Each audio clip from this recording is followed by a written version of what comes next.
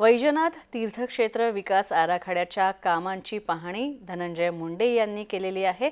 दर्जेदार काम करण्याच्या मुंडेंच्या कंत्राटदारांना सूचना सुद्धा त्यांनी दिलेल्या आहेत। तसंच परळी वैजनाथ 12 ज्योतिर्लिंगांपैकी 5वं ज्योतिर्लिंग आहे आणि या 5वं ज्योतिर्लिंग असलेल्या परळीत प्रभू वैजनाथ मंदिर आणि परिसराच्या विकासासाठी वैजनाथ तीर्थक्षेत्र विकास आराखड्यातून विविध कामं सध्या सुरू आहेत।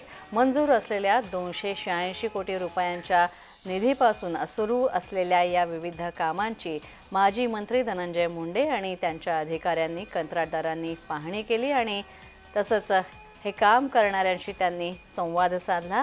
तसंच हे काम अत्यंत चांगल्या पद्धतीने करा अशा सूचना सुद्धा त्यांनी दिलेल्या आहेत। मंदिर परिसरात भव्य प्रदर्शनाचं मंडपाचं काम सुरू आहे। आता 4थ्या मजल्याचं हे काम पूर्ण झालेलं आहे आणि त्या ठिकाणी ग्लास रिइन्फोर्स्ड कॉन्क्रीट पद्धतीनं बांधकाम पूर्ण करावं आणि दगडी पायऱ्यांचे काम करण्यात यावं अशी सूचना सुद्धा त्यांनी दिलेली आहे।